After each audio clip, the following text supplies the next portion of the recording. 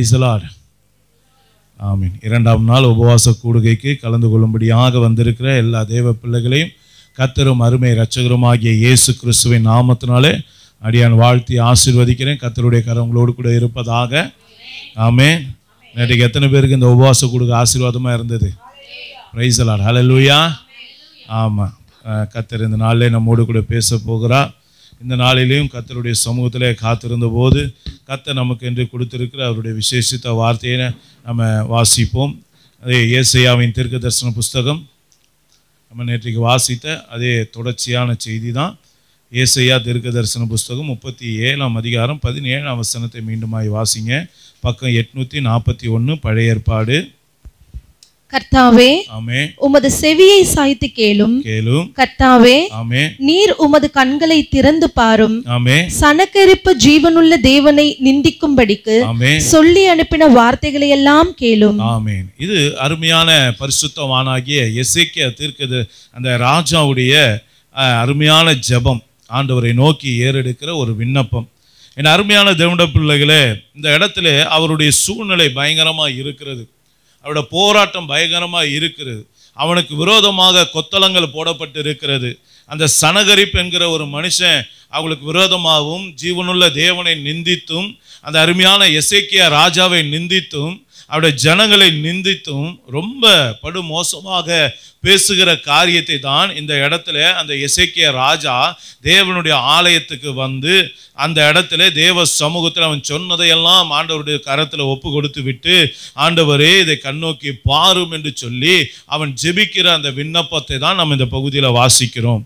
என் அருமையான தேவனுடைய பிள்ளைகளே, ராஜாவுக்கே இவ்வளோ பிரச்சனை இருக்கும்போதுனா நம்மளாம் சாதாரணமான ஆட்கள்.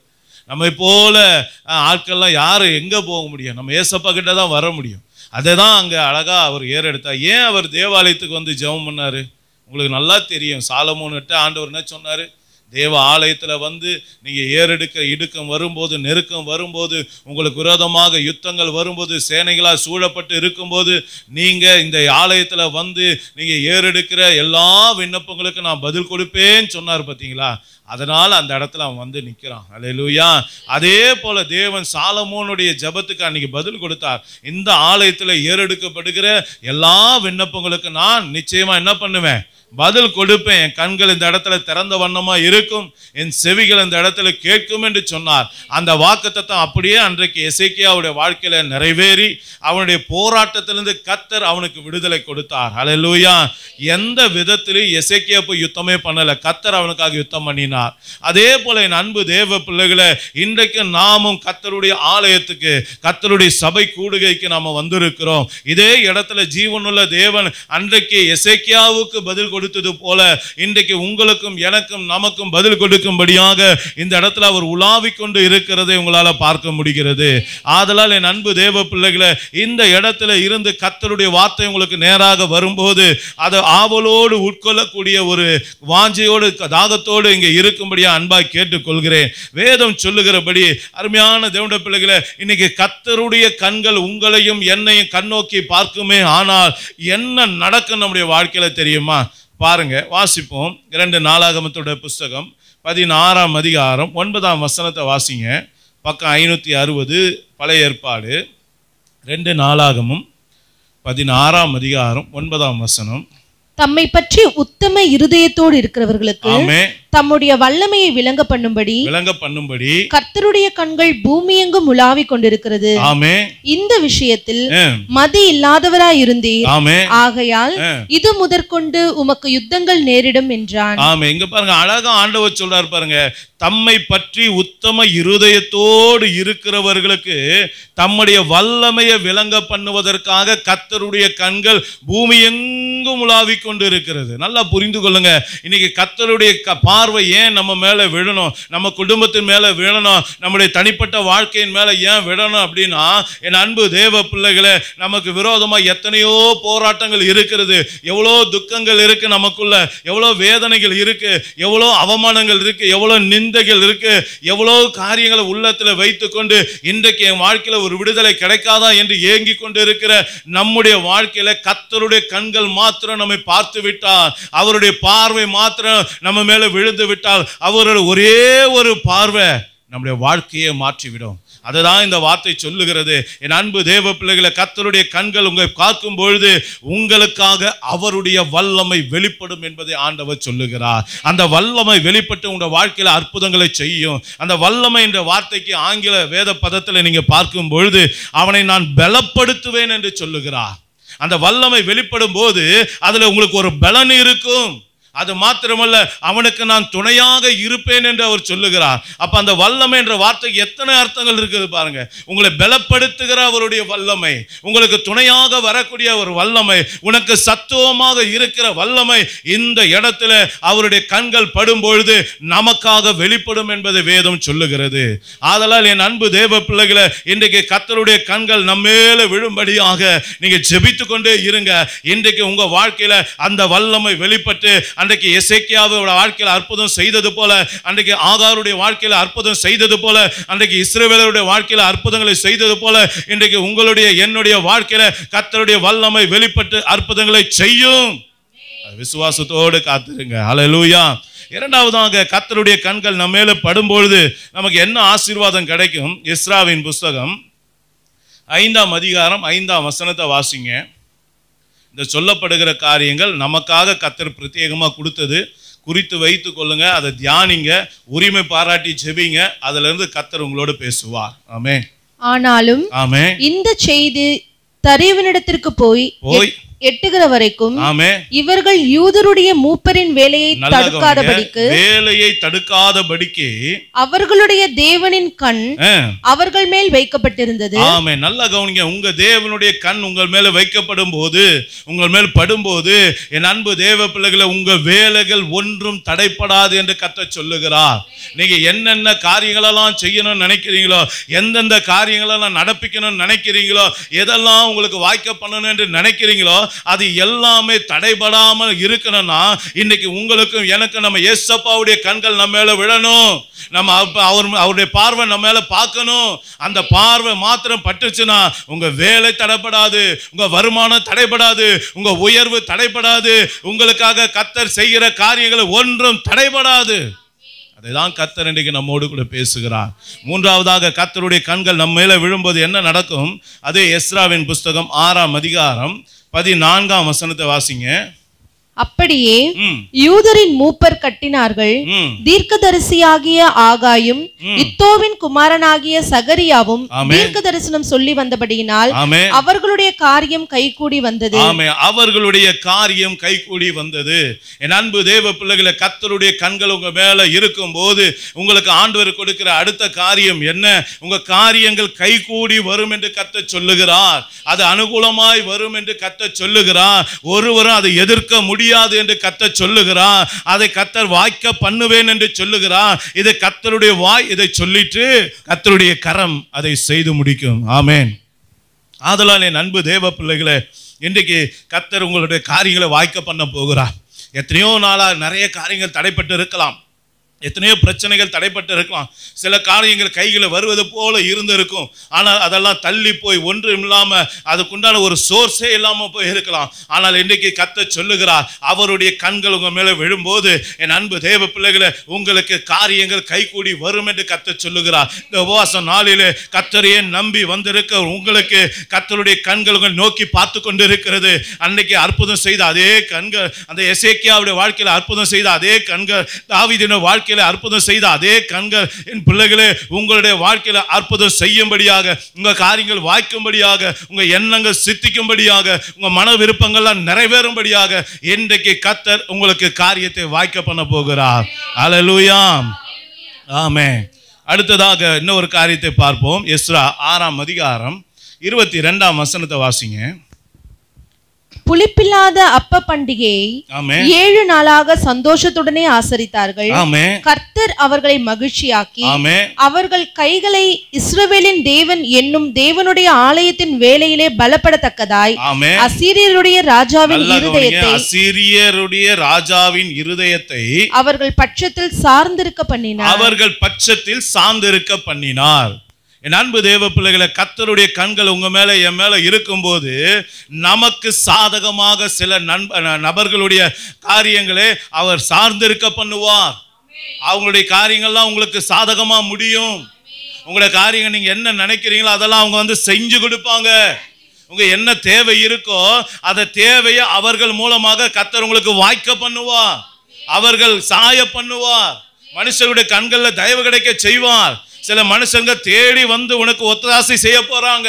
சில மனுஷங்க உங்களுக்கு தேடி வந்து உங்களுக்கு நன்மையை செய்ய போறாங்க. கர்த்தருடைய கரம் அதை செய்ய போகுது. உங்க பட்சமா சாய பண்ண போகிறார். அன்றைக்கு யோபுடைய நிலைமையை முந்தின நிலைமை காட்டிலும் பிந்தின நிலைமை இரட்டத்தனையாய் ஆசீர்வதித்தது போல என் அன்பு தேவ பிள்ளைகளை இன்றைக்கு கர்த்தர் உங்களோடு கூட பேசிக்கொண்டு இருக்கிறான். என் மகனே உன்னுடைய சூழ்நிலை மாறப்போகிறது. என் மகளே உன் சூழ்நிலை மாறப்போகிறது. அநேகருடைய கண்கள் உனக்கு தயவு கிடைக்க போகிறது. அநேகருடைய இருதயத்தை உனக்கு நேராக நான் திருப்ப போகிறேன். உனக்கு பட்சமாய் திருப்ப போகிறேன். உன்னை சார்ந்து இருக்கபடி செய்ய போகிறேன். உனக்கு நன்மை செய்யும்படியாக அவர்கள் ஓடோடி வருவதை உங்க கண்கள் காணும். அல்லேலூயா, அல்லேலூயா. எத்தனை அன்புள்ள தெய்வம் பாருங்க. அவருடைய கண்கள் மாத்திரம் நம்ம மேல பட்டுச்சுன்னா எவ்வளவு ஆசீர்வாதம் பாருங்க. அல்லேலூயா. அப்ப அவருடைய கண்கள் நம்ம மேல படணும்னா நம்ம என்ன செய்யணும்? அதுதான் உபவாச நாளுடைய செய்தி.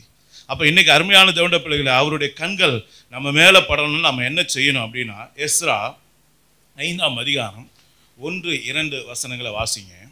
அப்பொழுது ஆமென், ஆகாய் தீர்க்கதரிசியும் ஆமென், இத்தோவின் குமாரனாகிய சகரியா என்னும் தீர்க்கதரிசியும் ஆமென், யூதாவிலும் எருசலேமிலும் உள்ள யூதருக்கு இஸ்ரவேல் தேவனின் நாமத்தினாலே தீர்க்க தரிசனம் சொன்னார்கள். அப்பொழுது ஆமென், செயல்தியேலின் குமாரனாகிய செருபாபேலும் ஆமென், யோஸ்தாக்கின் குமாரனாகிய யெசுவாவும் ஆமென், எழும்பி ஆமென், எருசலேமில் உள்ள தேவனுடைய ஆலயத்தை கட்டத் தொடங்கினார்கள். ஆமென்.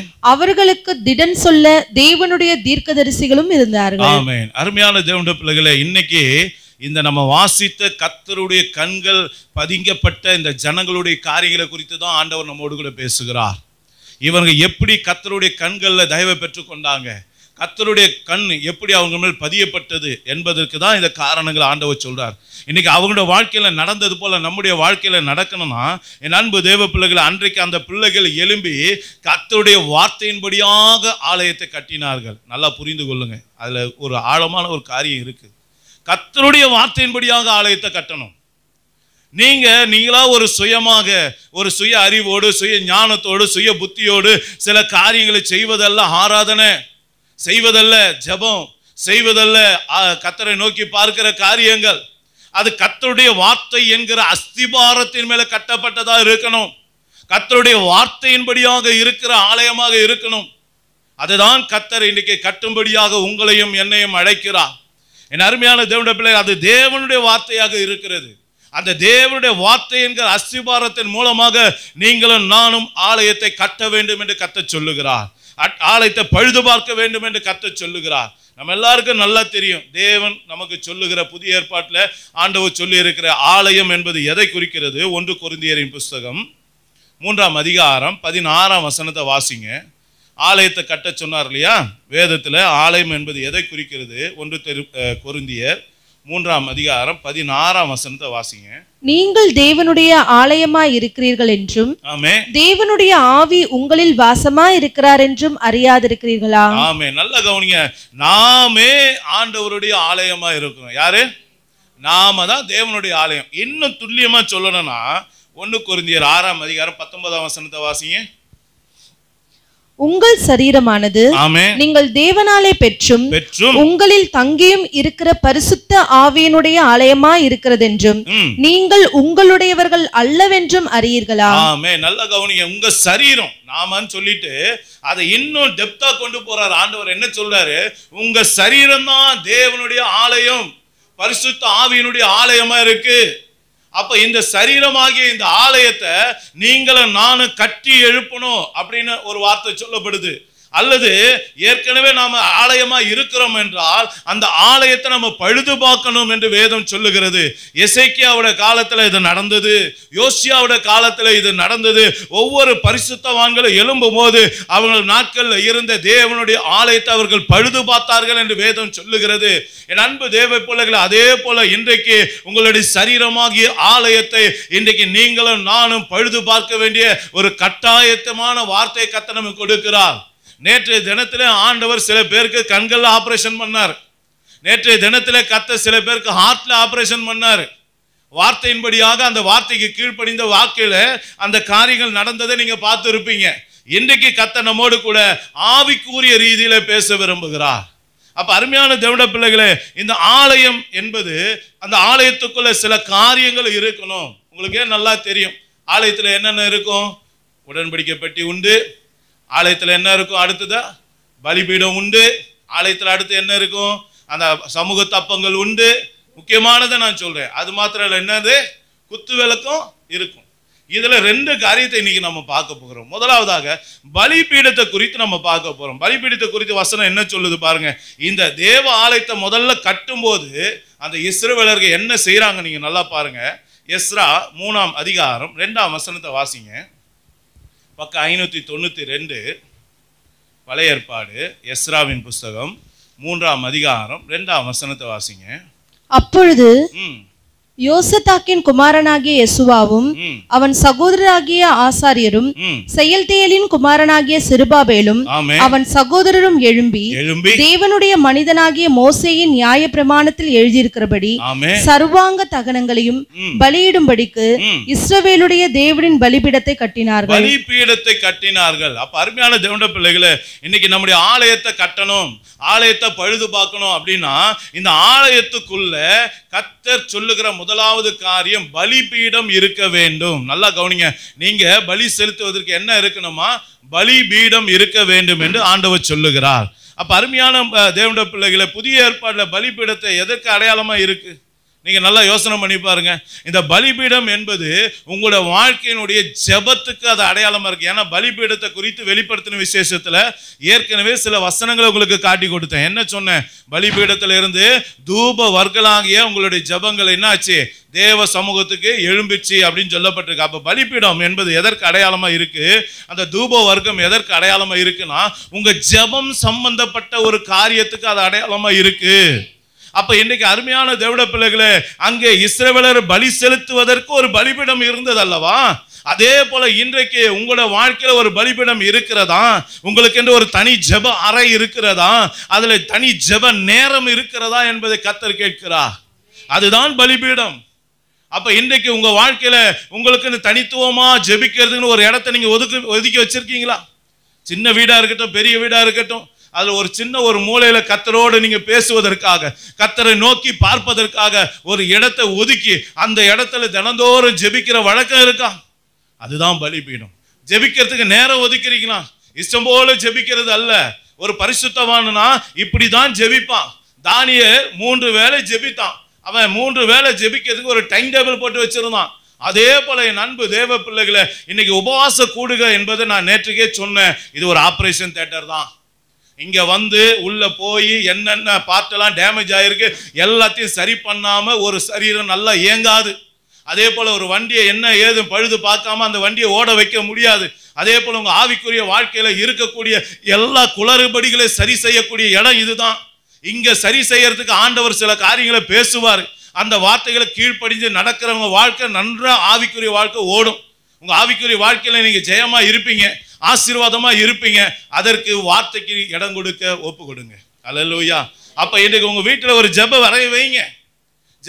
ஜெபத்துக்கான ஒரு இடத்தை ஒதுக்குங்க, ஒரு சின்ன மூலையை ஒடுக்குங்க. ஆண்டவருக்காக அந்த இடத்துல போய் முழங்கால் படிட்டு ஜெபிங்க. பலிபீடத்தை உருவாக்குங்க, உங்க பலி செலுத்துகிற நேரத்தை உருவாக்குங்க.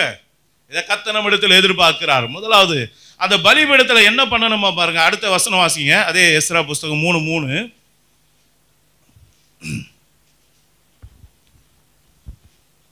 அவர்கள் அத்தேசத்தின் ஜனங்களுக்கு பயந்ததினால் பலிபீடத்தை அதன் ஆதாரங்களின் மேலும் ஸ்தாபித்து அதன் மேல் அவர்கள் கர்த்தருக்கு அந்தி சந்தி சர்வாங்க தகன பலிகளை செலுத்தினார்கள். சொன்னாங்க பாத்தீங்களா? அந்தி சந்தி சர்வாங்க தகன பலி. நல்ல கவனி. அந்தின்னா அதிகாலை, சந்தினா ஆமா ராத்திரி. அப்போ ஒரு மனுஷன் வாழ்க்கையில ஆண்டவர் என்ன சொல்றாரு, அந்தி சந்தி வேலையில இன்னும் ஒரு வார்த்தை அந்தி சந்தி மத்தியான வேலைன்னு தாவீது சொல்லுவார். நல்லா யோசனை பண்ணி பாருங்க. அப்போ ஒரு தேவனுடைய பிள்ளை என்ற வாழ்க்கையில உன் வாழ்க்கையில கர்த்தருடைய கண்கள் உன் மேல விழுந்து உனக்கு எவ்வளோ நன்மைகள்லாம் நடக்கணும்னா கர்த்தர் எதிர்பார்க்கிற காரியம் உன் வீட்டுல பலிபீடம் இருக்கணும். அந்த பலிபீடத்துல அந்தி சந்தி நேரங்களில நீ கர்த்தருக்கென்று சர்வாங்க தகன பலிகளை ஏறெடுக்கணும் அப்படின்னு சொல்றாரு. அப்போ கர்த்தரை துதிக்கிறோமா? யோசித்து பாருங்க. அந்த ஜெபத்துல ஒரு துதி இருக்கணுங்க. அந்த ஜெபத்துல ஒரு துதிக்கணும். அதிகாலையில் எழுந்து ஜெபிக்கணும். அதிகாலையில் ஒவ்வொருத்தரும் ஒவ்வொரு டைம் சொல்றாங்க. சில பேர் 2 மணிக்கு சொல்றாங்க, சில பேர் 3 மணிக்கு சொல்றாங்க. 5 மணிக்குள்ளார ஜெபிக்கிறது தான் அதிகாலை ஜெபம்ன்றாங்க. 5 மணிக்கு மேலனால அது அதிகாலை ஜெபம் இல்லை அப்படின்னு சொல்றாங்க. அப்ப அதிகாலை ஜெபம் நம்ம கிட்ட இருக்கணும். அந்த அதிகாலை ஜெபத்துல கர்த்தரை துதிக்கிறதும் இருக்கணும். அல்லேலூயா. நீங்க கர்த்தரை துதிச்சு பாருங்களேன். நீங்க கர்த்தருடைய பலிபீடத்தை நாட்டி அந்த இடத்துல நீங்க நேரத்தை ஒதுக்கி அந்தி சந்தி மத்தியான வேளையில கர்த்தருடைய சமூகத்துல முழங்கால் படியிட்டு தானியேலை போல, தாவீதை போல, பரிசுத்தவான்களை போல நீங்களும் நானும் கர்த்தரை நோக்கி பார்த்து துதிக்க வேண்டும், அவரை ஆராதிக்க வேண்டும், அவரை தொழுது கொள்ள வேண்டும் என்று கர்த்தர் நம்மோடு கூட பேசுகிறார். அல்லேலூயா. மூன்றாவதாக என்ன சொல்றாரு பாருங்க. அதே அதிகாரத்துல 4ஆம் வசனத்தை வாசிங்க. எழுதியிருக்கிறபடியே அவர்கள் கூடார பண்டிகையை ஆசரித்து நித்திய நியமத்தின்படியும் அன்றாட கணக்கின்படியும் ஒவ்வொரு நாளிலும் பலியிட்டார்கள். ஆமா, இந்த கூடார பண்டிகை அந்த நாட்களில் இஸ்ரவேலர் என்ன பண்ணுவாங்க, தேவாலயத்துக்கு முன்பதாக ஒவ்வொரு குடும்பம் வந்து ஒரு டென்ட் போட்டு 7 நாள் அளவு அங்கேயே இருந்து அவங்க என்ன பண்ணுவாங்க, அந்த இடத்துல இருந்து கர்த்தரை ஆராதிச்சுக்கிட்டு அப்படியே தேவாலயத்திற்கு போய் தேவனை நோக்கி பார்ப்பாங்க. நல்லா புரியுதுங்க. அது கூடார பண்டிகைன்ற பேரு. ஆனா இன்னைக்கு நமக்கு ஆவிக்குரியவர்களாகிய நமக்கு புதிய ஏற்பாடு காலகட்டத்தில் இருக்கிற நமக்கு எது கூடார பண்டிகை தெரியுமா? உங்க வீட்டு ஜெபம் தான் கூடார பண்டிகை. உங்க குடும்ப ஜெபம் தான் கூடார பண்டிகை. அந்த கூடாரத்துல அவங்க ஜெபிப்பாங்க, கூடாரத்துல கர்த்தரை ஆராதிப்பாங்க, கூடாரத்துல கர்த்தருக்கு பலி செலுத்துவாங்க. நல்லா யோசனை பண்ணி பாருங்க. அந்த வார்த்தை சொல்லுது பாருங்க, எழுதி இருக்கிறபடி அவர்கள் கூடார பண்டிகை ஆசரித்து நித்திய நியமத்தின்படியும் அன்றாடக கணக்கின்படியும். அன்றாடக கணக்குன்னா என்ன? ஒரு நாளைக்கு அந்தி சந்தி அப்படின்னு சொல்லப்பட்டிருக்குல்ல, அந்தி சந்தி மத்தியானம் 3 வேளை ஜெபம். அந்த 3 வேளை ஜெபமும் இந்த 7 நாளும் கூடார பண்டிகையில் என்ன பண்ணாங்க, அவங்க ஏறெடுத்து கொண்டே இருந்தாங்க. நல்லா யோசனை பண்ணி பாருங்க. நம்ம வீட்டில் ஜெபம் இருக்கா? தனி ஜெபம் இருக்கா? குடும்ப ஜெபம் இருக்கா? அதை தான் ஆண்டவர் சொல்றாரு. கூடார பண்டிகை எதற்கு அடையாளமா இருக்கு? உங்க குடும்ப ஜெபத்துக்கு அடையாளமா இருக்கு. அப்ப குடும்ப ஜெபமாகிய இந்த கூடார பண்டிகையை நாம தினந்தோறும் எழுதி இருக்கிற கணக்கின்படி நம்ம ஆசரிக்கணும். யோசித்து பாருங்க, நம்முடைய வாழ்க்கையில் அது இருக்கா? அதை இன்னைக்கு ஆரம்பிக்கணும். அதை கர்த்தர் நம்ம இடத்துல எதிர்பார்க்கிறார். அல்லேலூயா. அடுத்து அது 5ஆம் வசனத்தை வாசிங்க. ஆமே. நித்தமும் மாத பிறப்புகளிலும். மாத பிறப்புகள் நித்தமும், அந்த வார்த்தையை நல்லா புரிஞ்சுங்க. நித்தமும்ன்றது ஒரு முக்கியமான ஸ்டேட்மெண்ட். அதுக்கப்புறம் மாத பிறப்பு, அப்புறம் கர்த்தருடைய சகல பரிசுத்த பண்டிகைகளிலும் செலுத்தும் சர்வாங்க தகன பலியையும் கர்த்தருக்கு அவரவர் செலுத்தும் உற்சாக பலியையும் செலுத்தினார்கள். ஆமென். அல்லேலூயா. இங்க அழகா சொல்லப்படுது நித்தமும் அப்படின்னா எப்பொழுதும் கர்த்தரை துதிச்சுக்கிட்டே இருக்கும். இடைவிடாமல் கர்த்தரை ஸ்தோத்திரிங்கன்னு சொல்லப்பட்டிருக்கு. அதுவும் உள்ள போய்கிட்டே இருக்கணும். உள்ளத்துல இருந்து நம்ம என்ன பண்ணிக்கிட்டே இருக்கணுமா? கர்த்தரை ஸ்தோத்திரம் ஸ்தோத்திரம் ஏசப்பா, ஸ்தோத்திரம் ஏசப்பா, உம்மை துதிக்கிறேன் ஏசப்பா, நல்லவரே உம்மை துதிக்கிறேன், வல்லவரே துதிக்க. நீங்க என்னதான் பாத்திரம் கழுவிட்டு இருந்தாலும் உள்ளார என்ன ஓடணும்? கர்த்தரை நித்தமும் பலி செலுத்திக்கிட்டே இருக்கணும். இந்த பலிபீடத்துல என்ன இருந்துகிட்டே இருக்கணும்? கர்த்தரை துதிக்கிற துதியை நிரம்பிக்கிட்ட பலி செலுத்திக்கிட்டே இருக்கணும். அதை தான் கர்த்தர் எதிர்பார்க்கிறார். உதடுகளின் காலையாகிய ஸ்தோத்திர பலிகளை நீங்க என்ன பண்ணிக்கிட்டு இருக்கணும்? ஏறெடுத்துக்கிட்டே இருக்கணும். என்ன வேலை செஞ்சாலும் தூங்கிட்டு இருந்தா கூட சில பேர் பாருங்க அப்படியே பெறலும்போது அல்லேலூயா ஸ்தோத்திரம்னுவாங்க. ஏன்? அவங்க துதிச்சுக்கிட்டே இருக்காங்கன்னு அர்த்தம். அல்லேலூயா. துதிக்காதவன் திரும்பும்போது பாருங்க ஒரு சத்தம் இருக்க போன மாதிரியே திரும்புவோம். ஒரு ஆவிக்குரியன் திரும்பும்போது ஒவ்வொரு அசைவும் வரும்போது அவங்களும் அறியாம உள்ளத்துல இருக்கிறதா வரும். ஏன் சொல்லுங்க? இருதயத்தின் நிறைவு வாய் பேசும். கர்த்தரை துதிக்கிற துதி உங்களுக்குள்ள நிறைஞ்சிருந்தா, அந்த பிரசன்னத்துல நிறைந்த இருக்கிற வாழ்க்கை உங்களுக்குள்ள இருந்தா ஒவ்வொரு அசைவிலும் கர்த்தரை துதிக்கிறத உங்ககிட்ட பார்க்க முடியும். அல்லேலூயா. அது தூங்கினா கூட வெளிப்படுங்க, நடந்தாலும் வெளிப்படும், பேசினாலும் வெளிப்படும். என்கிட்ட ஒரு நாள் அப்படிதான் ஆஃபீஸில் ஒரு ட்ரைனிங் கொடுக்க கூட்டு போயிட்டு அந்த கம்பெனி ஆட்கள் எல்லாரும் உட்காந்துருக்காங்க. ஒரு 200-300 பேர் உட்காந்துருக்காங்க ஹாலில். இதே மாதிரி மைக்கு ஒன்று கொடுத்துட்டு என்னை பேச விட்டாங்க. அந்த ட்ரைனிங்கை நம்மளுடைய ஆஃபீஸ் சம்மந்தப்பட்ட விஷயங்களை பேசிக்கிட்டே இருங்க. மைக்கு கையில் வந்தோடனே அல்லேலூயா வந்துருச்சு. எல்லாரும் அப்படியே சிரிச்சுட்டாங்க. என்ன அப்படின்னா, நான் அப்புறம் சாரி கேட்டுட்டு நான் சொன்னேன், ஐயா நான் ஊழியத்தை செய்கிற ஆள், என்கிட்ட இது வரைக்கும் மைக் வந்ததெல்லாம் எப்போன்னா ஆராதனை வேலையில் செய்தி கொடுக்குற வேலை தான் வந்திருக்கு. அதனால் என்கிட்ட மைக் வந்தவொடனே என்னையும் அறியாமல் நான் கர்த்தருடைய ஊழியத்தை செய்கிற ஆளுன்றதுனால வந்துருச்சு. அப்போ நல்லா புரியுதுங்க. இதுதான் நம்ம அறிந்து கொள்ள வேண்டியது. அப்போ இருதயத்தில் என்ன நிறைஞ்சிருக்கு? கர்த்தருடைய பிள்ளை, நீ எங்கே போனாலும் மாற மாட்டேன். அதுதான் மாறுறவன் கர்த்தருடைய பிள்ளை கிடையாது, மாறாதவன் தான் கர்த்தருடைய பிள்ளை. அல்லேலூயா. அப்ப இன்னைக்கு நாம அறிந்து கொள்ள வேண்டிய விஷயம், நித்தமும் பலி செலுத்தி கொண்டே இருக்கணும். மாத பிறப்பு, ஒரு மாதத்தை புதுசா நம்ம சர்ச்சு குரூப்ல உங்களுக்கு தெரியும், நம்ம என்ன போடுறோம், 31ஆம் தேதி 30ஆம் தேதி மாச கடைசியில புது மாசத்துக்காக நீங்க என்ன பண்ணணும்னு சொல்றேன், குடும்பமா கையை கோத்து ஜெபிங்கன்னு சொல்றோம். அதை தான் அங்க ஆண்டவர் சொல்றாரு.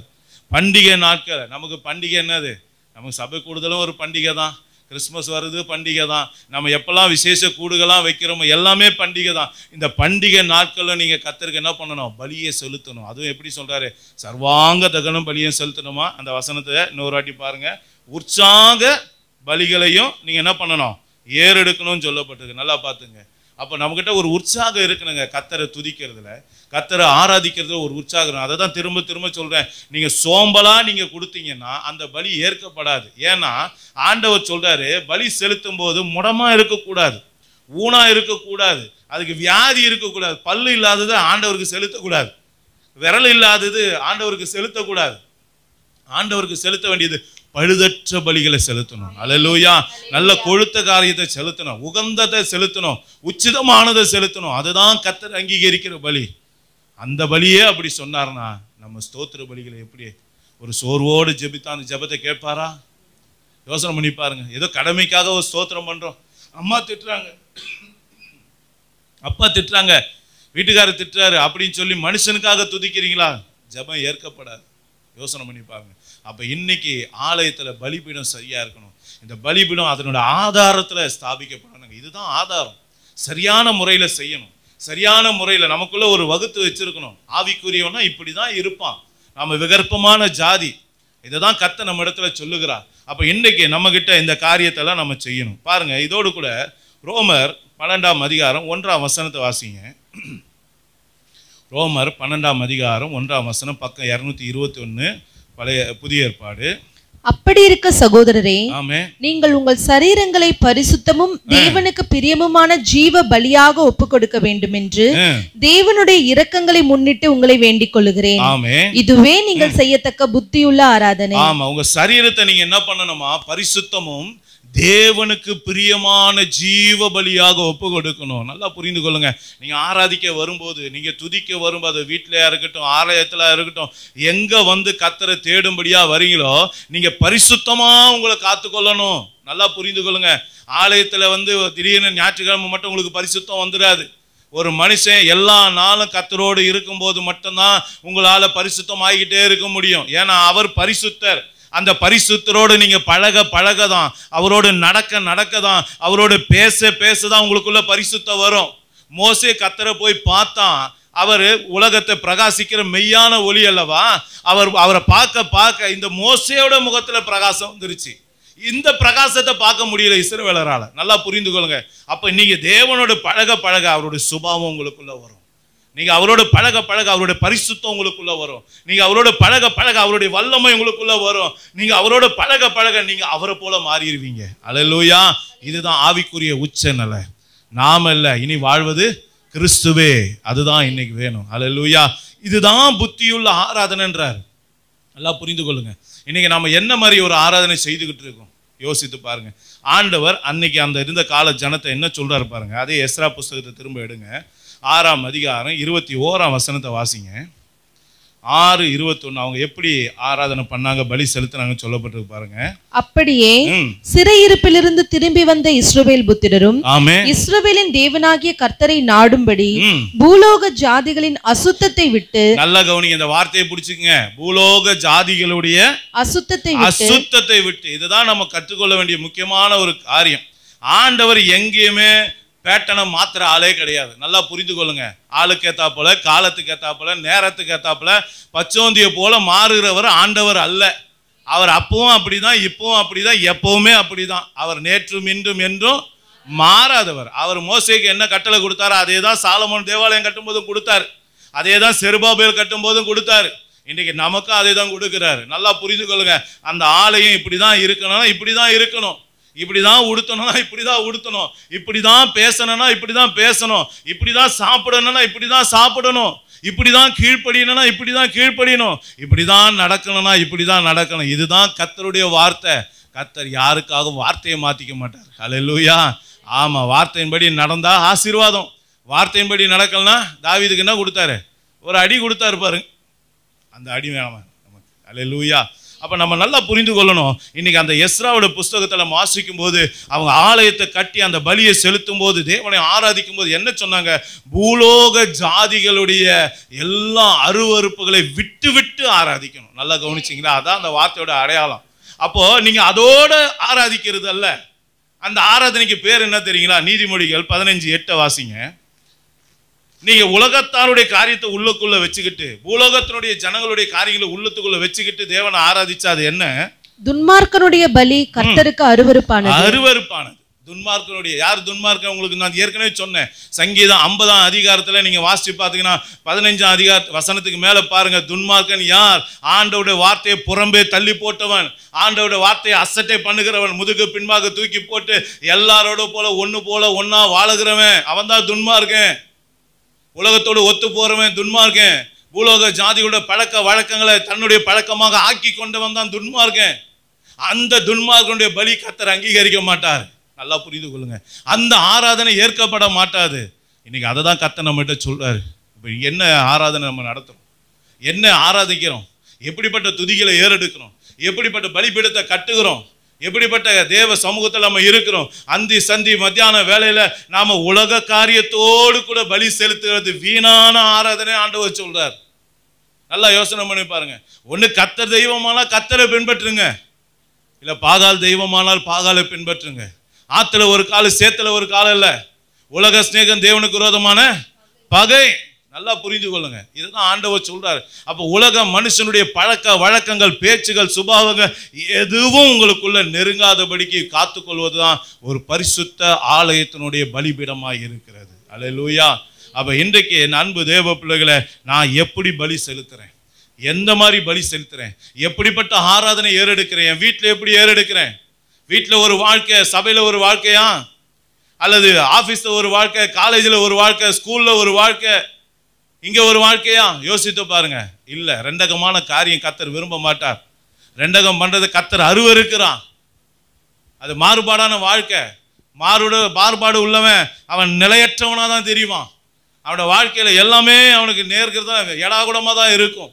அதனால அன்பு தேவ பிள்ளைகளை, இன்னைக்கு கர்த்தர் நம்ம இடத்துல எதிர்பார்க்கிற ஒரு காரியம், நாம எங்க இருந்தாலும் கர்த்தருடைய ஆலயமா தான் இருக்கணுமே தவிர நாம துன்மார்க்கத்தின் பலி செலுத்துகிற ஆலயமா, பலிபீடமா மாறிவிடக்கூடாது. அல்லேலூயா. ஆமா, அதை முதல்ல நம்ம புரிந்து கொள்ளணும். ஆலயத்துல பலிபீடம் இருக்க வேண்டும். அதுல சரியான முறையில கர்த்தருக்கு பலி செலுத்தணும். இதுதான் உபவாச கூடிகள் ஆண்டவர் சொல்ற முதலாவது காரியம். இரண்டாவது காரியத்தை நம்ம வாசிப்போம். லேவியராகமம் 24ஆம் அதிகாரம் 2ஆம் வசனத்தை வாசிங்க. பக்கம் 158 பழைய ஏற்பாடு.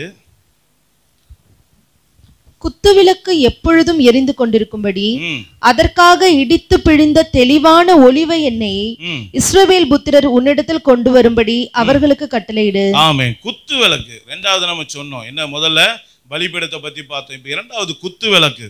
இந்த குத்து விளக்கு எதற்கு அடையாளமா இருக்கு அப்படின்னா, வெளிப்படுத்தின விசேஷம் 1ஆம் அதிகாரம் 20ஆம் வசனத்தை வாசிங்க. பக்கம் 334 புதிய ஏற்பாடு. என் வலது கரத்தில் நீ கண்ட 7 நட்சத்திரங்களின் ரகசியத்தையும் 7 பொன் குத்து விளக்குகளின் ரகசியத்தையும் எழுது. அந்த 7 நட்சத்திரங்களும் 7 சபையின் தூதர்களாம்.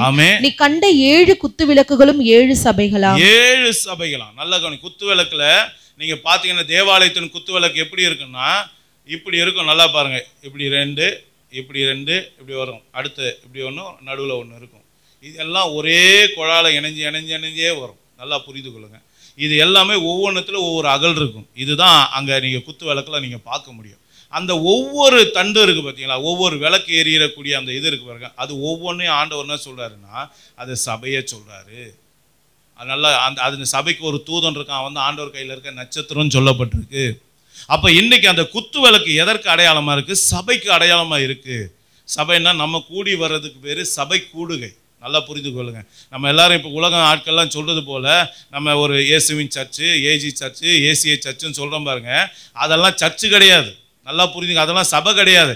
அதெல்லாம் நம்ம சபையாக கூடி வருகிற இடம். சபைன்னா யாருன்னா நீங்களும் நானும் தான்.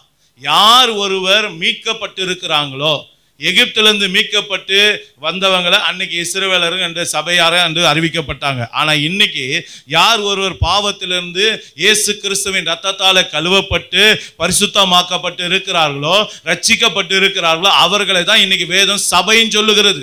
நல்லா புரிந்து கொள்ளுங்க. சபை கூடுதல் வேற, சபை வேற. நீங்களும் நானும் தான் சபை. அப்ப இந்த வேதம் சொல்லுகிற அந்த குத்துவிளக்கு என்பது எதை குறிக்குதுன்னா, சபையாகிய உங்களை தான் குறிக்குது, நம்ம தான் குறிக்குது. அதை தான் ஆண்டவர் சொல்லுகிறார். அப்ப இந்த சபைக்கு, இந்த குத்துவிளக்காகிய இந்த சபைக்கு அங்க என்ன சொல்லப்பட்டிருக்கு? அந்த குத்துவிளக்கு எப்போதும் என்ன பண்ணணும்? எரிந்து கொண்டே இருக்கணும். எரிந்து கொண்டே இருக்கணும்னா அதுக்கு அங்க என்ன பார்த்தோம்? ஒலிவா எண்ணெய இஸ்ரவேலர் உன்னிடத்துல கொண்டு வரும்படி அவங்களுக்கு கட்டளையிடு அப்படின்னு சொன்னார். அப்ப அந்த ஒலிவா மரம், அந்த ஒலிவா எண்ணெய் எதற்கு அடையாளமா இருக்கு பாருங்க. சகரியாவின் புஸ்தகம் 4ஆம் அதிகாரம் 11-14 வசனத்தை வாசிங்க. பக்கம் 1095, பக்கம் 1095. சகரியா 4ஆம் அதிகாரம் 11-14.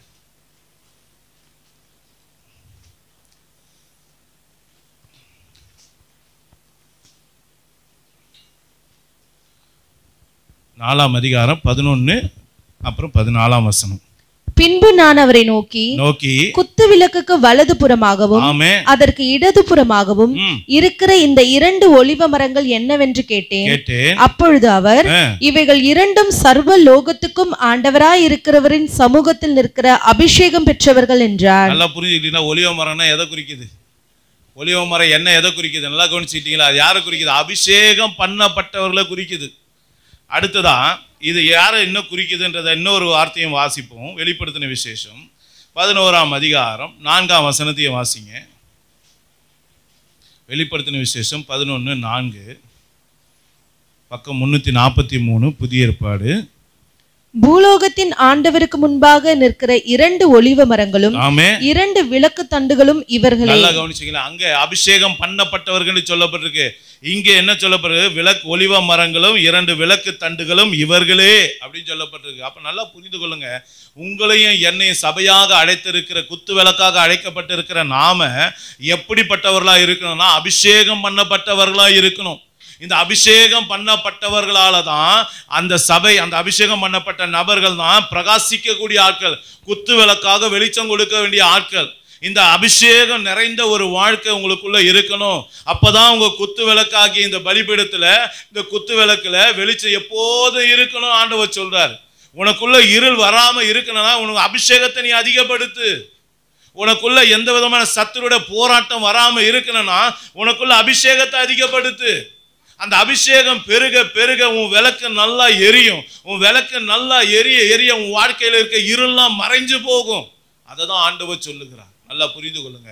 இன்னும் ஒரு சில காரியங்களை வேதத்தின் அடிப்படையில் ஆராய்ந்து பார்ப்போம். மத்தேயு 5ஆம் அதிகாரம் 14ஆம் வசனமும் 15ஆம் வசனத்தையும் வாசிங்க. பக்கம் புதிய ஏற்பாட்டுல 7வது பக்கம். நீங்கள் உலகத்துக்கு வெளிச்சமா இருக்கிறீர்கள்.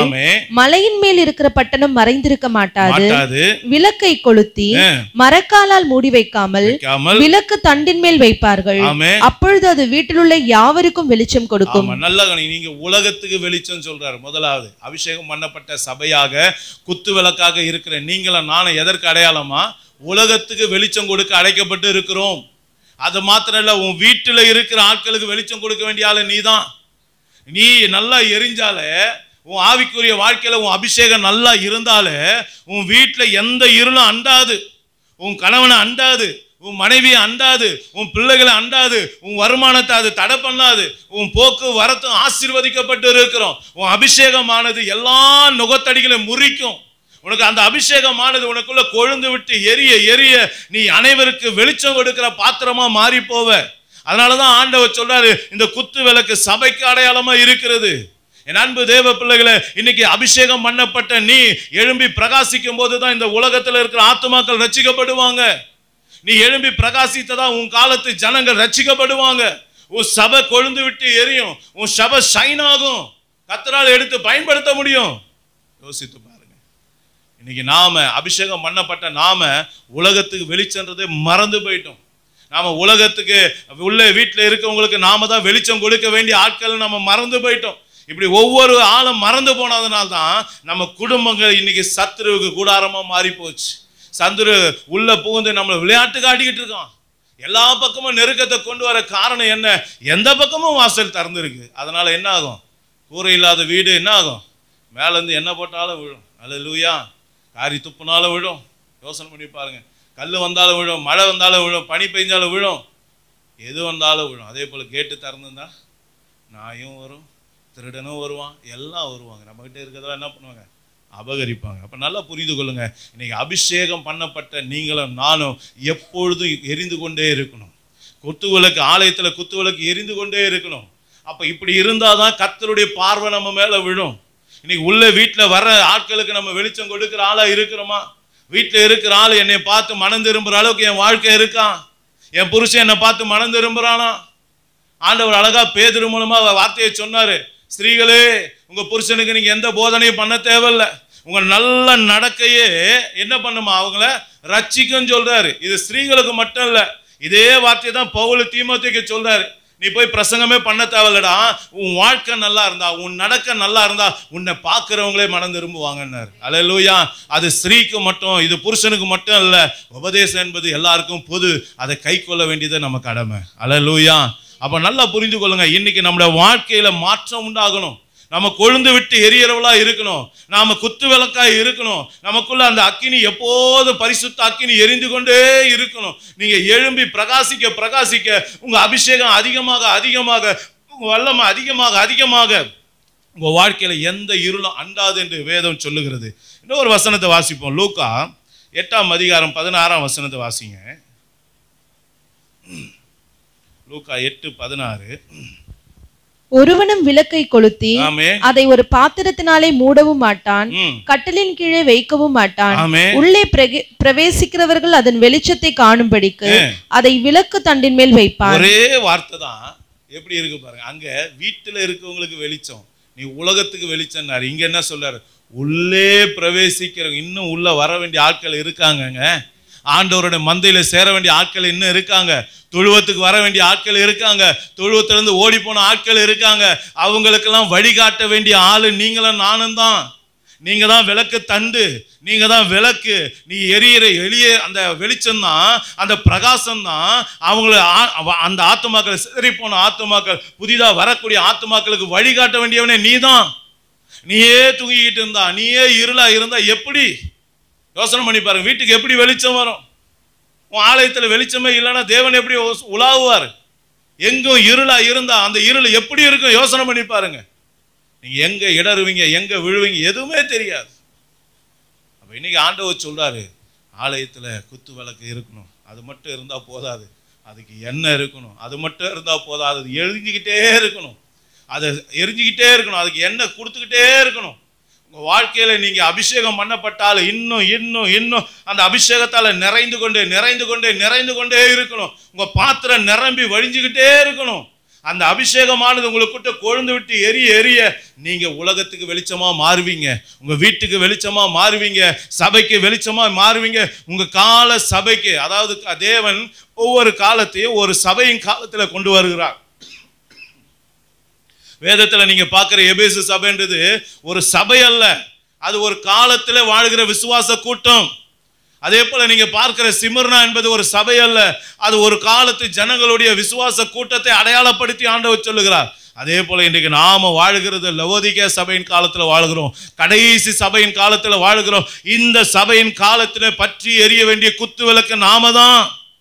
நாம கொழுந்து விட்டு எரிந்தாதான் இந்த லவோதிகேயா சபையின் காலத்தில் இருக்கிற ஜனங்களுக்கு ரட்சிப்பு உண்டாகும். ஆனா நாம அனலுமின்றி குளிருமின்றி இருந்தா, வெதுவெதுப்பா இருந்தா எங்க இருந்து? யோசனை பண்ணி பாருங்க. இயேசு கிறிஸ்து இந்த உலகத்துக்கு வெளிச்சம் கொடுக்க வந்தார். யோசனை பண்ணி பாருங்க. ஆனா நாம வெளிச்சம் கொடுக்கிறோமா அல்லது அநேகருடைய வாழ்க்கையை இருளாக மாற்றிக்கிட்டு இருக்கோமா? யோசனை பண்ணி பாருங்க. என் வாழ்க்கை அநேகரை ரட்சிப்புக்குள்ள நடத்துதான், அல்லது அவனையே தனியாக விட்டு அவன் ஏசப்பா விட பிடிச்சிக்கிட்டு இருப்பான். நம்மளை பார்த்ததுனால அதோடு இயேசு கிறிஸ்துவை வெறுக்கிற அளவுக்கு அவன் வாழ்க்கை இருக்கா? யோசனை பண்ணி பாருங்க. அப்போ இன்னைக்கு அருமையான தேவனுடைய பிள்ளைகளே, இன்னைக்கு ஆண்டவர் ஒரு எச்சரிப்பை சொல்லுகிறார் பாருங்க. வெளிப்படுத்தின விசேஷம் 2ஆம் அதிகாரம் 4-5 வசனத்தை வாசிங்க. பக்கம் 334. ஆனாலும் நீ ஆதியில் கொண்டிருந்த அன்பை விட்டாய் என்று உன் பேரில் எனக்கு குறை உண்டு. ஆகையால் நீ இன்ன நிலைமையிலிருந்து விழுந்தாய் என்பதை நினைத்து மனம் திரும்பி ஆதியில் செய்த கிரியைகளை செய்வாயாக. இல்லாவிட்டால் நான் சீக்கிரமாய் உன்னிடத்தில் வந்து நீ மனம் திரும்பாத பட்சத்தில் உன் விளக்கு தண்டை அதனிடத்தினின்று நீக்கி விடுவேன். ஆமா, யோசனை பண்ணி பாருங்க. இன்னைக்கு எழும்பி பிரகாசிக்கிறதுக்காக தேவன் உன்னை செலக்ட் பண்ணி வச்சிருக்காரு. இங்க இருக்க ஒவ்வொருத்தரையும் செலக்ட் பண்ணி வச்சிருக்காரு. பிரகாசிக்க வேண்டிய நீங்களும் நானும் பிரகாசிக்கிறதுக்கு தடையா இருக்கிறது என்ன தெரியுங்களா? நமக்குள்ள ஒரு ஆதியில ஒரு அன்பு இருந்தது பாருங்க. ஏசப்பாக்குள்ள வரும்போது எப்படி உற்சாகமா இருந்தோம், எப்படி ஆண்டவருக்காக எல்லாத்தையும் தூரத்துக்கு போட்டோம், எல்லாத்தையும் வெறுத்தோம் பாருங்க. அப்படிப்பட்ட அந்த அன்பு இன்னைக்கு இருக்கா? யோசனை பண்ணி பாருங்க. உங்க ஆதி விசுவாசத்தை இன்னைக்கு இடத்தராசில வச்சு பாருங்க. உங்க வாழ்க்கை எப்படி இருக்கு பாருங்க. உங்க கீழ்ப்படிதல் எப்படி இருக்கு பாருங்க. ஆண்டவர் மேல வைத்த அன்பு எப்படி இருக்கு பாருங்க. ஆண்டவருக்காக ஓடி வந்தீங்களா? அது எப்படி இருக்கு பாருங்க. ஜபன்னா ஓடி வந்தீங்களா? அது எப்படி இருக்கு பாருங்க. உபவாசம்னா ஓடி வந்தீங்களா? அது எப்படி இருக்கு பாருங்க. அன்னைக்கு இருந்த விசுவாசம் எப்படி இருக்கு, அன்னைக்கு இருந்த ஜபம் எப்படி இருக்கு, அன்னைக்கு இருந்த வேத வாசிப்பு எப்படி இருக்கு, அன்னைக்கு இருந்த உங்களுடைய கீழ்ப்படிதல் எப்படி இருக்கு. இன்னைக்கு அதை விட அதிகமா இருக்கா குறைஞ்சிருக்கா? யோசனை பண்ணி பாருங்க. இன்னைக்கு ஆண்டவர் சொல்றார், எபேசு சபையின் தூதனுக்கு சொல்லுகிறார். என்ன சொல்றாரு? ஆதியில இருந்த அன்பை விட்டுட்ட, நீ எங்க இருந்து விழுந்தையோ அதை நல்லா தேடி பார்த்து மனம் திரும்பவும் ஆதியில செய்த கிரியைகளை செய்ய. அப்போ உன்னுடைய விளக்கு தண்டில் நீ இருப்ப. இல்லைன்னா நீ எங்க போவ? நான் அதை விட்டு நீக்கி போடுவேன்னு சொல்றாரு. அப்ப யோசனை பண்ணி பாருங்க, ஏன் நம்முடைய வாழ்க்கையில இருள் வருது? இதுதான் சொல்றாரு. ஆதியில இருந்த அன்பை நம்ம விட்டதுனால. ஆதியில இருந்த ஜபம் விட்டு போச்சு நம்ம கிட்ட. ஆதியில இருந்த உற்சாகம் விட்டு போச்சு. ஆண்டவருக்காக இருந்த பக்தி வைராக்கியம் விட்டு போச்சு. இன்னைக்கு சமரசம் ஆயிட்டோம். நம்மளே காம்ப்ரமைஸ் ஆயிட்டோம். கொஞ்சம் படுத்துக்கிட்டே ஜபம் பண்ணாலும் பரவாயில்ல, உட்காந்துக்கிட்டே ஜபம் பண்ணாலும் பரவாயில்ல, அப்படி நம்மளே காம்ப்ரமைஸ் ஆகிக்கிட்டோம். நல்லா புரிந்து கொள்ளுங்க. முடியாத ஆட்கள் வேற, ஏஜ்டு பர்சன் வேற. அந்த காரியத்தை கத்த சொல்லல. நல்ல பலன் இருக்கிற ஆட்களே இன்னைக்கு முட்டி போட மாட்டாங்க. நல்லா துதிக்கிறதுக்கு வாயை கொடுத்துருக்காரு, துதிக்க மாட்டீங்க. கண்ணை கொடுத்துருக்காரு, பார்த்து பைபிளை வாசிக்க தெரியல. கண்ணு இருண்டு போச்சுன்னா என்ன பண்ணுவீங்க? யோசனை பண்ணி பாருங்க. நாட்கள் இருக்கும் போதே கர்த்தரை துதிங்க. ஜீவனுள்ள ஒரு தேசத்துல இன்னும் நம்ம ஜீவனோடு இருக்கும் போதே கர்த்தரை துதிங்க, ஆராதிங்க, ஓடுங்க, அவரை தேடி வாங்க. உங்க வாழ்க்கை எப்படி ஆசீர்வாதமா இருக்கும் பாருங்க. அல்லேலூயா. அப்ப இன்னைக்கு அதை தான் கர்த்தர் சொல்லுகிறார். வெளிச்சம் கொடுக்க வேண்டிய நீ இருளை உண்டாக்குகிறவனா மாறிடக்கூடாது. ஆண்டவருடைய ராஜ்யத்துக்கு இருளா நீ ஒரு கருப்பு புள்ளியா மாறிடக்கூடாது. அதுதான் கர்த்தர் நம்ம இடத்துல எச்சரிக்கிற ஒரு காரியம். அப்ப இன்னைக்கு ஆண்டவர் நம்ம கிட்ட எதிர்பார்க்கிறது, அவருடைய கண்கள் நம்ம மேல விழணும்னா நம்மளுடைய பலிபீடம் அதனுடைய ஆதாரத்தின் மேல ஸ்தாபிக்கப்பட்டு இருக்கணும். இரண்டாவதாக, நம்முடைய தேவனுடைய ஆலயமா இருக்கிற இந்த சரீரத்துல குத்து விளக்கு அது எப்போது எரிந்து கொண்டே இருக்கணும். அதில் அபிஷேகத்தில் அந்த எண்ணெய் எப்போது ஊற்றப்பட்டு கொண்டே இருக்கணும். ஆதியில இருந்த கிரியைகளை இன்னும் நம்ம வளரணும். ஆதியில இருந்த அன்புல இன்னும் வளரணும். ஆதியில இருந்த மனம் திரும்புவது இன்னும் நமக்குள்ள வரணும்.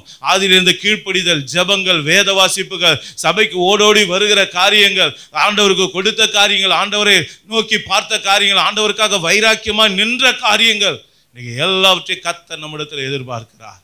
அதுல நம்ம பெருகணும்னு சொல்லி ஆண்டவர் சொல்லுகிறார். அல்லேலூயா. எல்லாரும் கண்களை மூடுவோமா? ஒரு நிமிஷம் கண்களை மூடுவோம். இன்னைக்கு நான் எந்த நிலையில் இருக்கிறேன்? உபவாச கூடுகை என்பது நான் அப்பவே சொன்னோம், இது ஒரு ஆப்ரேஷன் தேட்டர். அவருடைய வேதம் என்கிற வெளிச்சத்தில் வச்சு தான் நம்மளை பார்க்கணும். நம்ம எல்லாம் சரியா இருக்குன்னு நினச்சிக்கிட்டு நம்மளே மனப்பால் குடிச்சிக்கிட்டு இருக்கோம். ஆனால் வேத வசனம் புறப்பட்டு வரும்போது தான் தெரியுது நம்ம எங்கெல்லாம் கோட்டை விட்டு இருக்கோம்னு சொல்லிட்டு. சின்னதுன்னு நினைக்கிற விஷயம்தான் நம்முடைய வாழ்க்கையினுடைய பெரிய ஆசீர்வாதத்துக்கு தடை கற்களை. இன்னைக்கு நம்ம நினைக்கிற சின்ன சின்ன விஷயங்கள் தான், இதெல்லாம் ஒன்றும் பெருசு இல்லை, இதெல்லாம் கர்த்தர் மன்னிச்சிருவார், இதெல்லாம் கர்த்தர் பார்க்க மாட்டார். இல்லைங்க, கர்த்தர் வார்த்தையை யாருக்காக விட்டு கொடுக்க மாட்டார். என்னதான் இருதயத்தை கேட்ட தாசனா கூட நீங்கள் இருந்தாலும் உங்களுக்காக ஆண்டவர் வார்த்தையை விட மாட்டார். வார்த்தையை கை கொள்ளுங்க, வார்த்தைக்கு கீழ்ப்படிங்க, வார்த்தையை விட்டு வலதுபுறம் இடதுபுறம் சாயாதீங்க. அன்றைக்கு எப்படி அந்த இஸ்ரவேல எஸ்ரா காலத்து மக்கள் தேவனுடைய வார்த்தை தீர்க்கதரிசிகள் மூலமாக புறப்பட்டு வந்த மாத்திரத்திலே எழும்பி தேவனுடைய ஆலயத்தை கட்டத் தொடங்கினார்களோ, இன்றைக்கு நீங்களும் நானும் கட்டத் தொடங்குவோமே ஆனால், நம்முடைய பலிபீடத்தை நாட்டுவோமே ஆனால், நம்முடைய குத்து விளக்கை எரிய செய்வோமே ஆனால், இன்றைக்கு கர்த்தருடைய கண்கள் நம்மேலே படுவது நிச்சயம். இன்னைக்கு கர்த்தருடைய வல்லமை நமக்காக வெளிப்படுவது நிச்சயம். கர்த்தருடைய வல்லமை நம்முடைய வேலை தடைபடாமல் காத்துக்கொள்வது நிச்சயம். காரியங்கள் கைகூடி வருவது நிச்சயம். இன்னைக்கு அநேகரை நம் பட்சத்தில் சாய பண்ணுவது நிச்சயம். எத்தனை பேர் வாஞ்சிக்கிறீங்க? ஒரு விஷயம் ஒப்பு கொடுத்து பாருங்க. உங்க ஆலயம் எப்படி இருக்கு? பழுது பாருங்க, பழுது பாருங்க. ஒரு நிமிஷம் உங்களுக்கு நேரம் கொடுக்கிறார் ஆண்டவர். உங்க ஆலயம் எப்படி இருக்கு? கர்த்தருடைய சமூகத்தில் பழுது பாருங்க. உங்க ஆலயம் எப்படி இருக்கு? உங்க சரீரம் எப்படி இருக்கு? கர்த்தருக்கு பிரியமானதா இருக்கா? உங்களுக்கு ஜெப அறை இருக்கா? ஜெப நேரம் இருக்கா? எப்போ வேணாலும் ஜெபிக்கிறது இல்லைங்க, அது தாறுமாறான காரியம். இப்படி தான் ஜெபிக்கணும். இதுதான் கிறிஸ்துவ வாழ்க்கை. கொஞ்சம் யோசித்து பாருங்க. கர்த்தருடைய சமூகத்தில் ஊய்த்து ஆராய்ந்து பாருங்க. நாம நியாயம் தீர்க்கப்படவும் என்று வேதம் சொல்லுகிறது. என்ன பண்ண போறோம்? இன்னும் இதே குறைவோடு இருக்க போறோமா? இன்னும் இதே போராட்டத்தோட வாழ்ந்துடலாம். கொஞ்ச காலம் வாழ்ந்துட்டோம், இன்னும் கல்லறைக்கு போறது கொஞ்ச நாள் தானே இருக்கு. அப்படியே வாழ்ந்துட்டு போயிடுவோம். கொஞ்சம் கண்ணீர் சிந்திட்டோம், இன்னும் அப்படியே கண்ணீர் சிந்திட்டு அப்படியே போயிடுவோம். விடுதலை வேணாவா? ஆசீர்வாதம் வேணாவா? தோத்து போனவங்களா போக போறீங்க? ஜெயிச்சவங்களா போக போறீங்களா? தோத்து போனவங்களா போக போறீங்களா? இயேசு கிறிஸ்து ஜெயித்தவர், இந்த உலகத்தை ஜெயித்தவர், பாவத்தை ஜெயித்தவர், பிசாசை ஜெயித்தவர். அவன் தலையை நசுக்கினவர் இயேசு கிறிஸ்து. உங்க போராட்டத்தை நசுக்க முடியலையா? என்ன ஓட்டம் ஓடிக்கிட்டு இருக்கீங்க? உங்க ஓட்டம் வீணா இருக்குது. ஆகாயத்தில் சிலம்பம் பண்ற கூட்டம் வேண்டாம், அது பரிசுத்தர்கள் வாழ்கிற கூட்டம். அந்த கூட்டத்துக்கு போனோம்னா இன்னைக்கு ஆலயம் சரியா இருக்கணும். கர்த்தருடைய கண்கள் எப்போது இந்த ஆலயத்தின் மேல இருக்கணும். இந்த இடத்துல அவர் உலாவணும், உனக்குள்ள அவர் உலாவணும். அவர் விரும்பி வாசம் பண்ணுகிற அளவுக்கு பரிசுத்தம் நம்மகிட்ட இருக்கணும். அவர் துதி இருக்கிற இடத்துல இறங்கி வருவார், தெரியும் இல்லையா? இஸ்ரவேலின் துதிகளுக்குள்ள வாசம் பண்ணுகிற தேவரீரே பரிசுத்தர் என்று சொல்லப்பட்டு இருக்கிறது. உன் பலிபீடத்துல துதி இருக்கா? ஏன் ஏசப்பா வாசம் பண்ணல? உன் வாயில துதியே கிடையாது. எப்ப பார்த்தாலும் கெட்ட வார்த்தை, எப்ப பார்த்தாலும் தாறுமாறான வார்த்தை, அடுத்தவனை துக்கப்படுத்துற வார்த்தை, அடுத்தவன் இருதயத்தை உருவ குத்துகிற வார்த்தை. இதுக்கா வாயை கொடுத்தாரு? இந்த ஜனத்தை எனக்கென்று ஏற்படுத்தின இவர்கள் என்னுடைய துதியை சொல்லி வருவார்கள். சபிக்கிற வார்த்தைங்க. ஏன் நம்ம வாயிலிருந்து புறப்பட்டு வருது? நம்ம இருதயத்தில் என்ன நிறைஞ்சிருக்கு தெரியுதுங்களா? சபிக்கிற வார்த்தை வருது, முறுமுறுக்கிற வார்த்தை வருது, அடுத்தவனை குறை சொல்ற வார்த்தை வருது. அப்படின்னா நம்ம இருதயத்தில் என்ன இருக்கு? கர்த்தர் இருக்கிறாரா? என்ன இருக்கு? ஆண்டவரோட வார்த்தை இருக்கிறதா இல்ல வேற என்ன இருக்கு? யோசித்து பாருங்க. ஆண்டவர்கிட்ட ஒப்புரவாகுங்க. ஆண்டவருக்கு உங்களை ஒப்பு கொடுங்க. சீர் பொருந்த ஒப்பு கொடுங்க. பலிபீடத்தில் உங்களை ஒப்பு கொடுங்க. ஆதாரமான வார்த்தையின் மேல கட்டப்படுங்க. எப்படியோ வாழ்கிறதல்ல கிறிஸ்தவ வாழ்க்கை, வார்த்தையின்படி வாழ்கிறது தான் கிறிஸ்தவ வாழ்க்கை. என் அன்பு தேவ பிள்ளைகளே, ஒரு நிமிஷம் தாழ்த்தி ஒப்பு கொடுங்க. உங்க உதட்டில் என்ன வருது? நல்ல பேச்சு வருதா? பக்தி விருத்திக்கு ஏதுவான பேச்சு வருதா? விசுவாசத்தை அதிகரிக்கிற பேச்சு வருதா? எப்பவும் கெட்ட வார்த்தை வந்துகிட்டே இருக்கா? மற்றவங்களை துக்கப்படுத்துகிற வார்த்தை பேசுறோமா? அவமானப்படுத்துகிற வார்த்தைகளை பேசுறோமா? நிந்திக்கிற வார்த்தைகளை பேசுறோமா? மட்டு மரியாதை இல்லாம பேசுறோமா? யோசித்து பாருங்க. புறம் பேசுறோமான்னு யோசித்து பாருங்க. நீ கர்த்தர் அதெல்லாம் விரும்பல. கர்த்தர் விரும்பல. புத்திமானோ தன் வாயை அடக்குகிறான்னு சொல்லப்பட்டிருக்கு. என் அன்பு தேவ பிள்ளைகளை, தாவீது சொல்லுகிறார், துன்மார்க்கன் எனக்கு முன்பாக இருக்க மட்டும் என் வாயை கடிவாளத்தால் நான் அடக்கி வைப்பேன் என்று சொல்றான். நாவும் நெருப்பு தான், அது அநீதி நிறைந்த காரியம். அது கொழுந்து விட்டு எரியும், உங்க ஆயுள் சக்கரத்தை கொளுத்தி விடும். அந்த அநீதி நிறைந்த உலகத்துக்கு தப்பு வைக்க கர்த்தர் நம்மோடு கூட பேசி கொண்டு இருக்கிறார். என் அன்பு தேவ பிள்ளை, பலிபீடம் எப்படி இருக்கிறது? அனலுமின்றி குளிருமின்றி இருக்கிற வாழ்க்கை இருந்தா வாந்தி பண்ணுவேன்றாரு. உன் பலிபீடம் கர்த்தரால் வாந்தி பண்ணப்பட்ட பலிபீடமா அல்லது கர்த்தர் விரும்பி வாசம் பண்ணுகிற பலிபீடமா? நீ துதிச்சாலே அந்த இடத்துல கர்த்தர் இறங்கி வராரா? இல்ல கர்த்தருடைய பிரசன்னமே அந்த இடத்துல இல்லையா? யோசித்து பாருங்க. ஆலயத்தை செப்பனிடுங்க, ஆலயத்தை செப்பனிடுங்க, பலிபீடத்தை செப்பனிடுங்க. கொஞ்சம் உங்க முழங்கால முடக்குங்க, உங்க கைகளை கர்த்தருக்கு நேராக விரியுங்க, உங்க இருதயத்தை கிழித்து ஆண்டவருக்கு நேராக மனம் திரும்புங்க. கர்த்தர் நிச்சயம் நன்மை செய்வார், நிச்சயம் நன்மை செய்வார். கர்த்தரை துதிக்கிறது தாங்க நம்முடைய பலன். சத்ருவை விரட்டுறதுக்கு ஆண்டவர் கொடுத்த ஒரே ஆயுதமே துதி தான். அந்த துதியே இல்லாத வாழ்க்கை என்ன வாழ்க்கை? காலம் பூரா குறை குறை குறை குறை அதையே பேசுறோமே தவிர கர்த்தரை அந்த குறைய மாத்துகிற துதியே நம்ம வாயில பேசுறதே இல்லையே. கர்த்தரை பத்தி பேசுறதே இல்லையே. அவர் நாமத்தை தியானிக்கிற தியானம் நம்ம வாயில இருந்து வர்றதே இல்லையே. அவரை புகழ்ற புகழ்ச்சி நம்ம கிட்ட வரலையே. யோசித்து பாருங்க என் அன்பு தேவ பிள்ளைகளே, தாழ்த்தி ஒப்பு கொடுங்க. பலிபீடத்தை ஸ்தாபிங்க, உங்க பலிபீடத்தை செப்பனிடுங்க. அந்தி சந்தி மத்தியான வேலையில பலி செலுத்த ஒப்பு கொடுங்க. நித்தமும் பலி செலுத்த ஒப்பு கொடுங்க. மாத பிறப்பிலும் பலி செலுத்த ஒப்பு கொடுங்க. பண்டிகை நாட்களிலும் பலி செலுத்த ஒப்பு கொடுங்க. உற்சாகமாய் செய்ய ஒப்பு கொடுங்க. ஜீவ பலியாக ஒப்பு கொடுங்க. புத்தியுள்ள ஆராதனை செய்யுங்க. ஏதோ ஒரு ஆராதனை அல்ல, ஏதோ கடமைக்கான ஒரு ஆராதனை அல்ல. கர்த்தர் விரும்புகிறது புத்தியுள்ள ஆராதனை. கர்த்தர் ஆபேலை அங்கீகரித்ததுக்கு அப்புறம் தான் ஆபேலுடைய காணிக்கையை அங்கீகரித்தார். நீங்களும் நானும் அங்கீகரிக்கப்படலனா நம்ம ஜெபம் கேட்கப்படாது. நீங்களும் நானும் அங்கீகரிக்கப்படலனா முதலாவது நம்முடைய காணிக்கை கர்த்தர் ஏற்க மாட்டார். நீங்க லட்சம் லட்சமா கொடுத்தாலும் கூட, கோடி கோடியா கொடுத்தா கூட கர்த்தர் திரும்பி கூட பார்க்க மாட்டார்.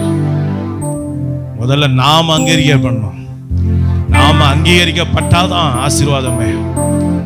என் வாழ்க்கையை கர்த்தர் அங்கீகரிக்கிறாரா? என்னை அங்கீகரிக்கிற அளவுக்கு என் வாழ்க்கை இருக்கா? ஜீவியம் இருக்கா? உய்த்து ஆராய்ந்து பாருங்க. குத்து விளக்கா இருக்க வேண்டிய நீ அநேகரை குத்தி கொண்டு இருக்கிற விளக்கா இருக்கிறா? யோசித்து பாருங்க. எரிந்து பிரகாசிக்க வேண்டிய நீ அநேகருடைய வெளிச்சத்தை இருளாக்கி கொண்டு இருக்கிறாயாப்பா.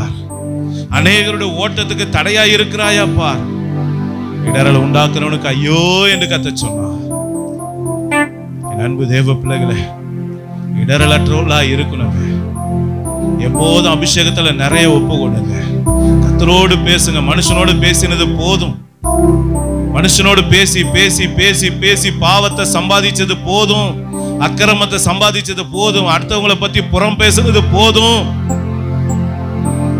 காலங்களை வீணடிச்சது போதும். திரும்ப காலம் வராது. காலத்தை பிரயோஜனப்படுத்து. ஒவ்வொரு நிமிஷமும் பிரயோஜனப்படுத்து. கர்த்தருடைய சமூகத்தில் செலவிடு. கர்த்தரை துதிப்பதில் செலவிடு. கர்த்தரோடு சஞ்சரிப்பதில் செலவிடு. காலம் கடைசி காலம். கர்த்தருடைய வருகை சமீபமாய் இருக்கிறது. இதோ வாசற்படியில நின்று கதவை தட்டுகிறேன். ஒருவனின் சத்தத்தை கேட்டு கதவை திறந்தால் நான் அவனிடத்துல வந்து அவனோடு கூட போஜனம் பண்ணுவேன் என்று சொன்ன தேவன் சமீபித்து வந்து விட்டார். என் மகனே, நீ என்ன செய்ய போகிறாய்? என் மகளே, நீ என்ன செய்ய போகிறாய்? இன்னமும் அசட்டையா இருக்க போகிறாயா? இன்னமும் நிர்விசாரத்தோடு இருக்க போறாயா? இன்னமும் உடைய ஜீவியத்துல கர்த்தருக்கு பிரியமில்லாத காரியத்துக்கு இன்னும் இடம் கொடுத்து கொண்டே இருக்க போறாயா? யோசித்துப்பா. வாழ்க்கையில போராட்டத்துக்கு காரணமே இதுதான். சாபத்துக்கு காரணமே இதுதான். துன்பத்துக்கு காரணமே இதுதான். நீ கண்ணீர் வடிக்கிறதுக்கு காரணமே இதுதான். உன் நெருக்கத்துக்கு காரணமே இதுதான். கர்த்தரை தேட வேண்டிய விதத்துல தேடாமல், ஆயத்தமாக வேண்டிய விதத்துல ஆயத்தமாகாமல், ஏதோ பேருக்கு கடமைக்காக வருகிறது அல்ல. அதை கர்த்தர் ஒரு நாள் அங்கீகரிக்க மாட்டார். என் அன்பு தேவ பிள்ளைகளை ஒப்பு கொடுப்போமா? எல்லாரும் ஒப்பு கொடுப்போம். ஆண்டவருடைய சமூகத்தில் ஒப்பு கொடுங்க. இது கண்ணீர் சிந்த வேண்டிய ஒரு நேரம். இது சீர் பொருந்த வேண்டிய நேரம். மனம் திரும்ப வேண்டிய நேரம். பரிசுத்தமாக்கப்பட வேண்டிய நேரம். இதுதான் நம்முடைய வாழ்க்கையில அற்புதத்தை கொண்டு வருகிற நேரம். இதுதான் கர்த்தருடைய கண்களை நமக்கு நேராக திருப்புகிற நேரம். கர்த்தருடைய வார்த்தை கடிந்து கொள்ளுதல் புறப்பட்டு வந்த போது ஆகாப் மனம் திரும்பி தாழ்த்தினதை கர்த்தர் கண்டார். நீங்க வார்த்தை கேட்கிற நீங்கள் தாழ்த்துகிறீங்களா? என் வசனத்துக்கு நடுங்குகிறவனை நோக்கி பார்க்கிறேன் என்று சொன்ன தேவன் இன்னைக்கு அவருடைய கண்கள் நடுங்குகிறவனை நோக்கி பார்க்கிறது. வார்த்தைக்கு கீழ்ப்படுகிற உங்களை நோக்கி பார்த்து கொண்டு இருக்கிறது. ஒப்பு கொடுப்பீங்களா? ஒப்பு கொடுப்பீங்களா? ஒரு நிமிஷம் தாழ்த்தி, ஒரு நிமிஷம் தாழ்த்தி ஒப்பு கொடுப்போம். சீர் பொருந்துவோம். இன்றே ரட்சணிய நாள், இன்றே ரட்சிப்பின் நாள். இனி ஒரு காலம் நமக்கு கிடைக்குமா தெரியாது, இனி ஒரு நேரம் நமக்கு கிடைக்குமா தெரியாது. மனம் திரும்புவோமா? நாமம் தரிக்கப்பட்ட என் ஜனங்கள் மனம் திரும்பி தங்களை தாழ்த்தி என்னை நோக்கி கூப்பிடும் பொழுது நான் அவர்கள் தேசத்துக்கு சேமத்தை வரப்பண்ணுவேன் என்று சொன்னார். மனம் திரும்புவோமா? பரிசுத்தமாக்கப்பட ஒப்பு கொடுப்போமா? நம்மை திறந்து ஒப்பு கொடுப்போமா? எல்லாரும் அவரோடு பேசுங்க, அவரோடு பேசுங்க, மனம் விட்டு பேசுங்க. நீங்க என்னென்ன அவர்கிட்ட பேசணும்னு நினைக்கிறீங்களோ பேசுங்க. இது உங்களுக்கும் கர்த்தருக்கான நேரம்.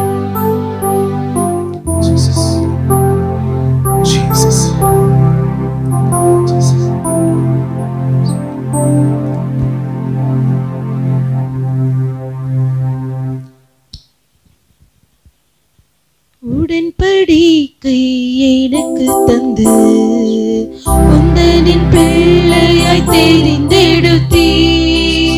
மரணத்தின் விளிம்பில் நின்ற என்னை ஜீவனின் பாதையில் திருப்பி விட்டீர். உடன்படிக்கை எனக்கு தந்து உந்தனின் பிள்ளையாய் தெரிந்தெடுத்தீர். மரணத்தின் விளிம்பில் நின்ற என்னை ஜீவனின் பாதையில் திருப்பி விட்டீர். கர்த்தர் செய்த நன்மைக்காக நன்றி செலுத்த வந்தோம். நம்மை மறவா அவர் கிருபை எண்ணியே துதிக்க வந்தோம். கர்த்தர் செய்த நன்மைக்காக நன்றி செலுத்த வந்தோம். நம்மை மறவா அவர் கிருபை எண்ணியே துதிக்க வந்தோம். நன்றி பலிகள் செலுத்திய நாங்கள் ஆலயம் கூடி வந்தோம். துதி பலிகள் செலுத்திய நாங்கள் உம்மை போற்ற வந்தோம். நன்றி பலிகள் செலுத்திய நாங்கள் ஆலயம் கூடி வந்தோம்.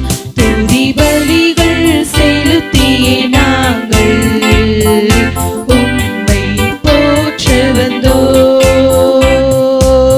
வாதைகள் என்னை சூழ்ந்தபோது செட்டைகளாலே என்னை மறைத்தீர்.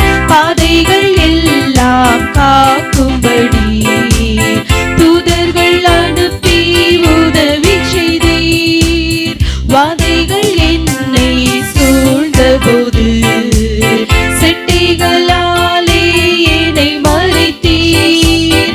பாதைகள் எல்லாம் காக்கும்படி தூதர்கள் அனுப்பி உதவி செய்தீர். கர்த்தர் செய்த நன்மைக்காக நன்றி செலுத்த வந்தோம். நம்மை மறவா அவர் கிருபை எண்ணியே துதிக்க வந்தோம். கர்த்தர் செய்த நன்மைக்காக நன்றி செலுத்த வந்தோம். நம்மை மறவா அவர் கிருபை எண்ணியே துதிக்க வந்தோம். நன்றி பலிகள் செலுத்திய நாங்கள் ஆலயம் கூடி வந்தோம். துதி பலிகள் செலுத்திய நாங்கள் உம்மை போற்ற வந்தோம். நன்றி பலிகள் செலுத்திய நாங்கள் ஆலயம் கூடி வந்தோம். துதி பலிகள் செலுத்திய நாங்கள் உம்மை போற்ற வந்தோம். தேவைகள் பெருகி நின்றபோது அற்புதமாக பெருக வைத்தீர். கண்ணீரின் பாதையில் திகைத்த போது கண்மணியே என்று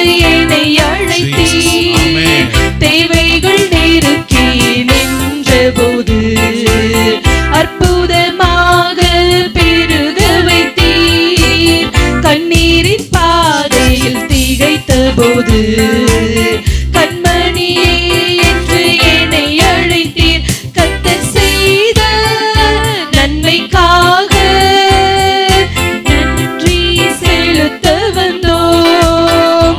நம்மை மறவா அவர் கிருபை எண்ணியே துதிக்க வந்தோம். கர்த்தர் செய்த நன்மைக்காக நன்றி செலுத்த வந்தோம். நம்மை மறவா அவர் கிருபை எண்ணியே துதிக்க வந்தோம். கர்த்தர் செய்த நன்மைக்காக நன்றி செலுத்த வந்தோம். நம்மை மறவா அவர் கிருபை எண்ணியே துதிக்க வந்தோம்.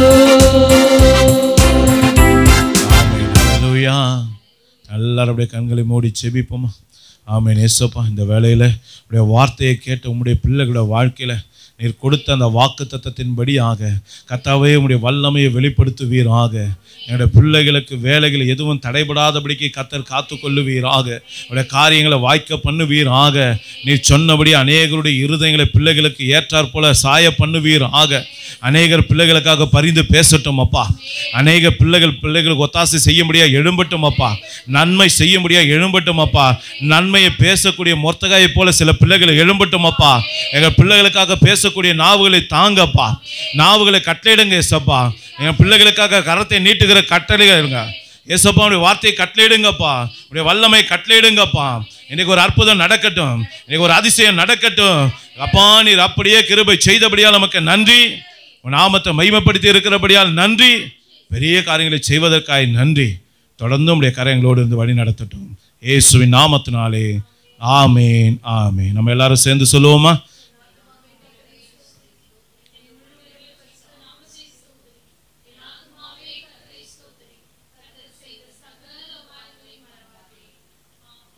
நம்முடைய கர்த்தராகிய இயேசு கிறிஸ்துவுக்கே ஆமென். நம்முடைய கர்த்தராகிய இயேசு கிறிஸ்துவுக்கு எப்பொழுதும் மகிமை உண்டாகட்டும். நம்முடைய கர்த்தராகிய இயேசு கிறிஸ்து நம்மை ஆசீர்வதித்து வழி நடத்துவாராக. ஆமென், ஆமென். அல்லேலூயா, அல்லேலூயா. எல்லாருக்கும் ஸ்தோத்திரம், பிரைஸ் தி லார்ட். ஒரு வாழ்த்துங்கள். கர்த்தர் உங்களை ஆசீர்வதிப்பாராக. ஆமென்.